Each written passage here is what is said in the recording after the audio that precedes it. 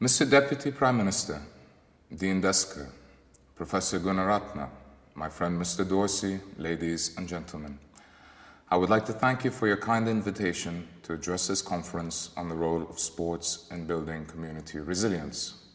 I am most grateful for this opportunity to share my thoughts and experience with you. Dear friends, your conference tackles an important and global reality that we face across the board, regardless of our race, religion, gender, or political inclinations. Extremism is a phenomenon that threatens our common humanity and constantly challenges our potential to develop and progress. It is anathema to the most basic human values that we must not only uphold, but protect and promote: respect and dignity. This is where sports plays a key role. Throughout my career in football, as president of both the Jordan Football Association and the West Asian Football Federation, I've witnessed firsthand the power of this beautiful sport in engaging our youth, empowering local communities and developing pride on the individual and national levels. This is the essence of building community resilience. Sports in general, and football in particular, has the potential to transform lives, especially if introduced and promoted at the grassroots level amongst our youth, which in turn represents the majority of our population in Asia. Through football, our youth experience the spirit of teamwork and fraternity, but also develop their own individuality by taking responsibility for their choices and actions towards their teammates and the opposing team on the field. These are rules and regulations to be respected and followed, thereby instilling a sense of duty and respect towards others, increasing tolerance and promoting coexistence. Recognizing the importance of the role sports can play, we have focused on youth development projects at the Jordan Football Association through youth centers and football academies for our young boys and girls. Our grassroots development program focuses on football as a tool to ensure the health of our youth and develop our next generation of players.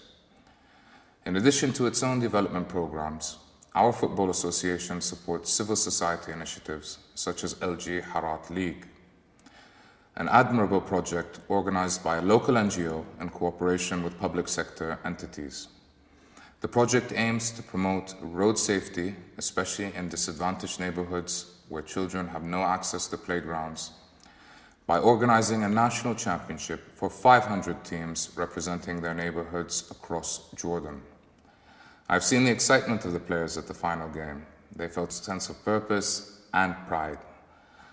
I have recently completed a tour of more than 22 sports clubs across Jordan in an effort to assess their needs. It is, to my disappointment, the missing link in the football equation is the government.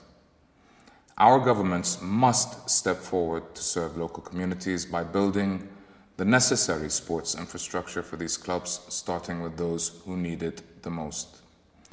By doing so, governments would essentially be addressing the needs of our youth, empowering our boys and girls, and giving them opportunities to realize their potential. It is their duty. Dear friends, today many of Jordan's players are graduates of our youth programs from all across the country. They are our national pride, and their achievements on the field, whether in a friendly match or in a regional championship, bring all Jordanians together in celebration, lifting spirits, and giving people hope. Moreover, our national teams are our ambassadors. As the most popular game worldwide, football plays an important role in strengthening relations between nations and people of different cultures and backgrounds, thereby promoting respect, coexistence, and acceptance. These values, as I mentioned earlier, constitute the building blocks of community resilience. Ladies and gentlemen, today, in my capacity as FIFA Vice President, I will work tirelessly to develop and upgrade football across Asia. I hope to contribute to the Asian football family by engaging all the stakeholders, football associations, governments, civil society, and the private sector. It is our responsibility to serve, and I personally am fully committed to realizing the vision I outlined during my election campaign. Through the Asian Football Development Project, I will work on implementing the 4 pillars of my program, representing the interests of all Asian football associations at FIFA, youth development, empowerment of women, and the protection and development of football.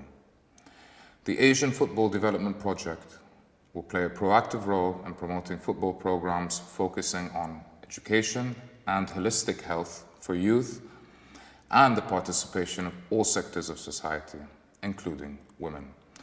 If there's anything I have learned during my career in football, it is that this beautiful game is an excellent platform through which many kinds of social and developmental objectives can be achieved. Football can clearly function as a catalyst for social, cultural, and economic development, and most importantly, for building stronger communities based on respect, human dignity, and coexistence. Dear friends, the purpose of today's meeting is to address the challenges our communities face, brainstorm possible solutions, and exchange experiences. Football is my experience. It is one powerful medium, but it does not work in a vacuum. We are all stakeholders, and we must work together to engage, empower, and move our societies forward. Thank you. I wish you a successful conference.